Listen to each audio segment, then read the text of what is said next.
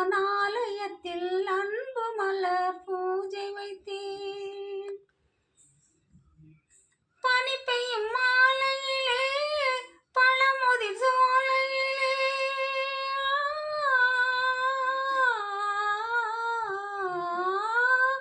பனி பெய்யும் மாலையிலே பழமுதிர் சோலையிலே கனி கொய்யும் வேளையிலே கன்னி மனம் கொய்து விட்டான்.